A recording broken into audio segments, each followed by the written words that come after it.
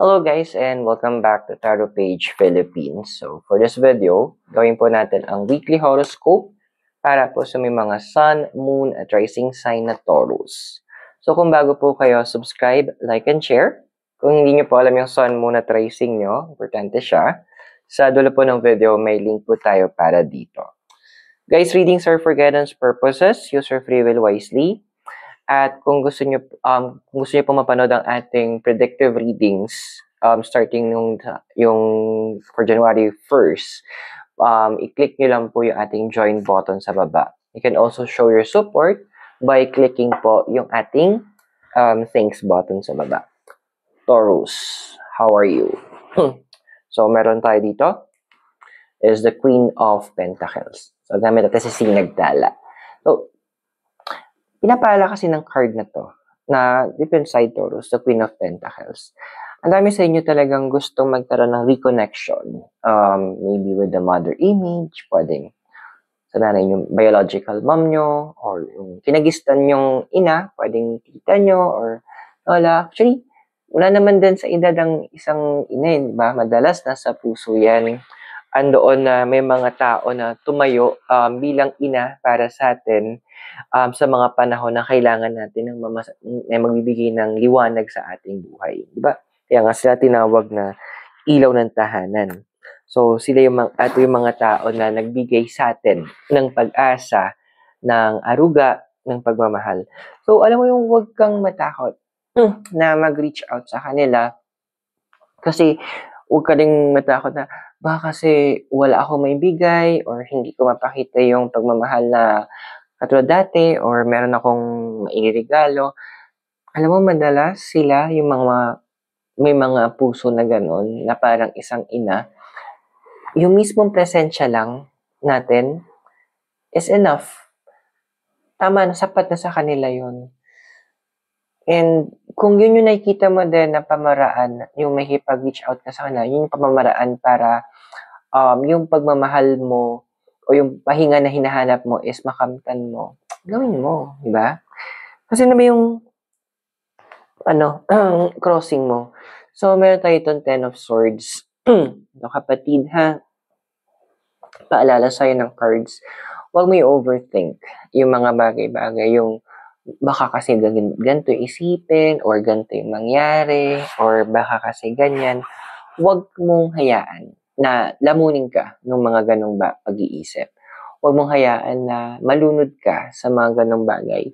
Kasi, madalas, siguro natural talaga sa tao, no? Mas gusto natin na pinapakinggan yung mga negative na bagay. Hindi ko alam din bakit. Parang mas madali sa atin na maniwala sa mga negatibong iniisip or sinasabi sa atin kumpara sa mga positibong aspeto ng buhay natin.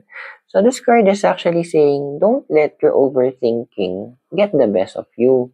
Huwag mong hayaan na yung mga negative aspect na yun. Kasi ako, ramdam ko yung the way kang mahalin ng mga tinuturing mong ina, pure siya genuine siya. Hindi siya yung tipong, pakitang tao. So, I doubt na maghahanap siya ng kung ano-ano sa'yo. Siguro, kakamustahin ka, oo. Pero, yung mere fact na kandun ka, nakaalala ka, laking bagay sa kanila yon. Now, yung desire card mo kasi is the 8 of Swords. Okay. So, etong card na to, nagpapaalala siya. Yung desire mo is andun yung point na ang dami mong gusto kasing patunayan sana. Ang dami mong gustong ipakita. Hindi kita masisisi. Parang gusto mong suklian. Yung kabutihan, yung pagmamahal, yung pag-aaruga sa'yo, which is goods naman yon.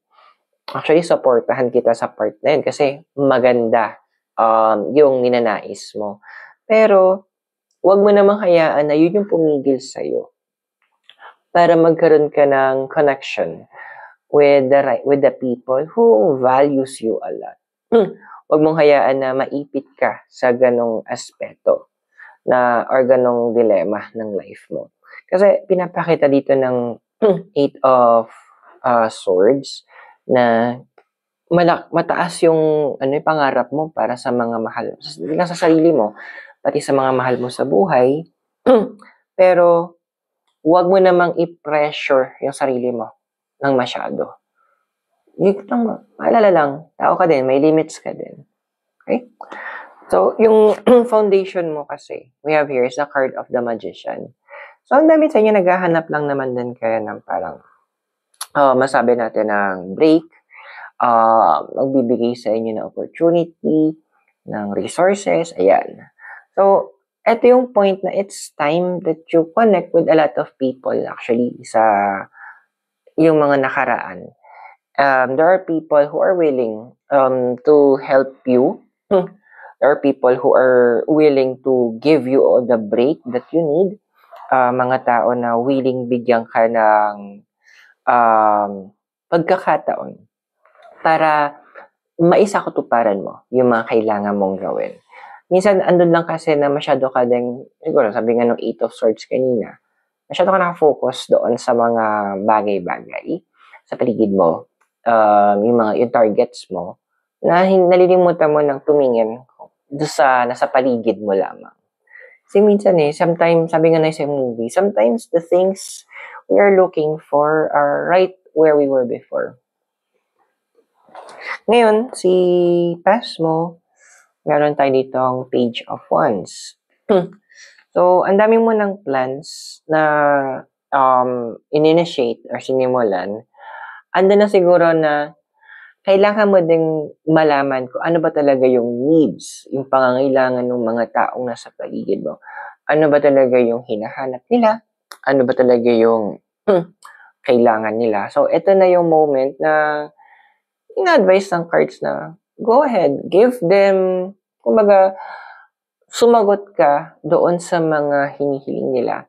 Kung ang kailangan nila ba, parang ganito, kung kailangan ng tubig, edi benta mo tubig, di ba? Hindi ka magbebenta ng pagkain kasi nga, nauuhaw yung mga tao. So, yun yung concept na gustong ipaalala sa'yo ng universe sa past mo.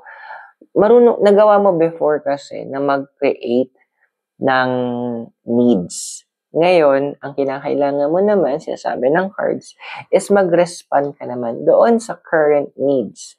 Kasi andun yung opportunity na ino-open ng universe para sa'yo. Kasi in the future, meron tayo ditong 7 of Cups. So, 7 kasi is about wisdom. Alam mo yung tipong Taurus, may mga individuals ka talaga sabihin natin na you will be kindly distant from them.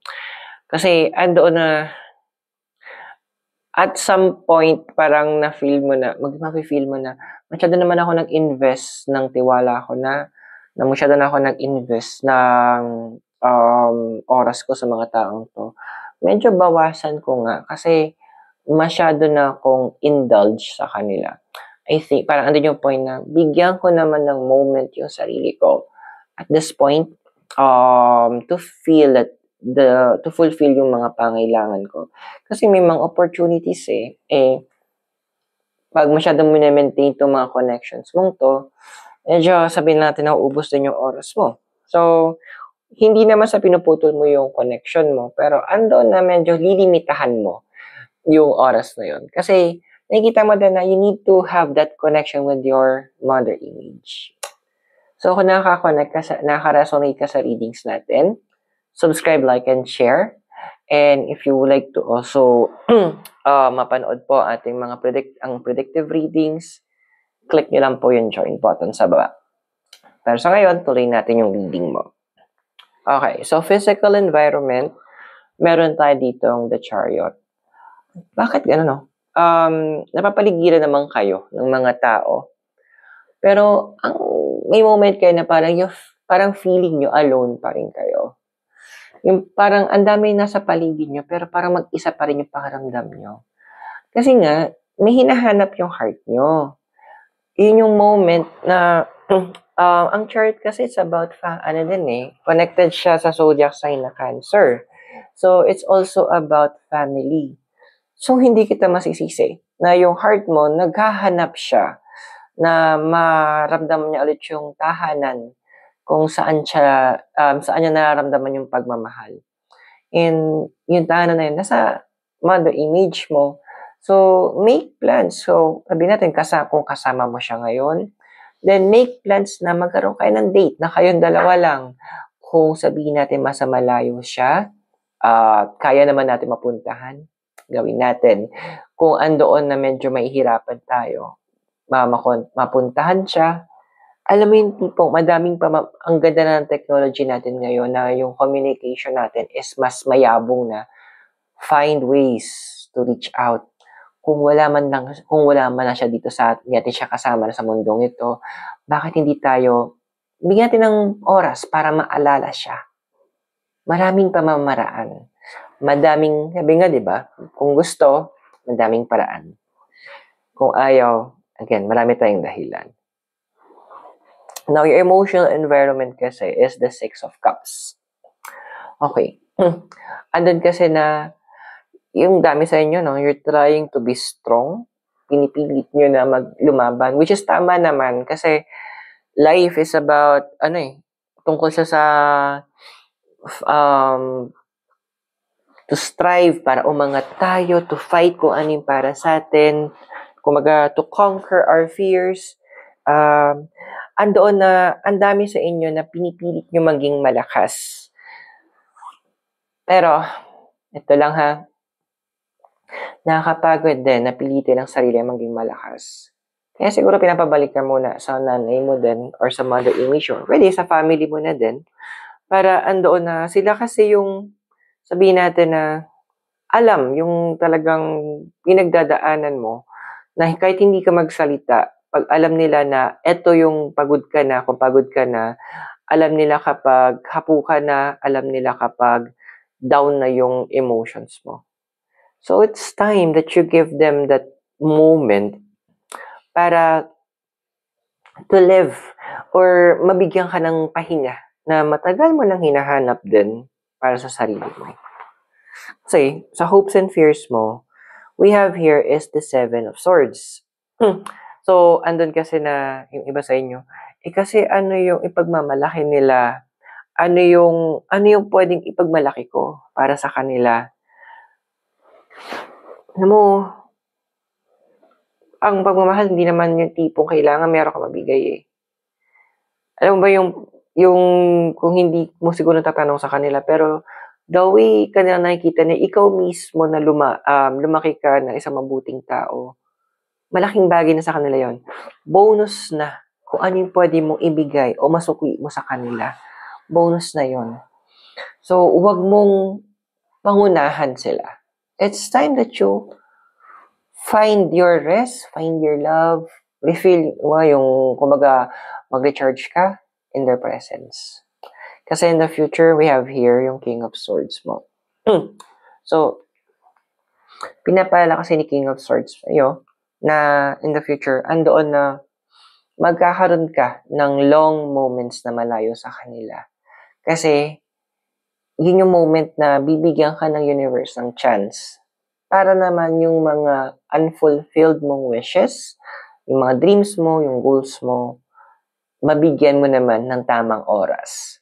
Pero mas masarap na nakafocus ka doon knowing na na-recharge ka ng pagmamahal at kalinga ng nanay mo. So I hope nakatulong yung readings. Those are for guidance purposes. Use your free will wisely. And don't forget po to subscribe, like, and share. To access our predictive readings, click nyo lang po yung join button sa baba. So maraming salamat. God bless, Namaste, Hare Krishna, and blessed be. And hope to see you soon. Mula po sa Baguio City, kasama po si Mikay. Have a great day. Bye for now.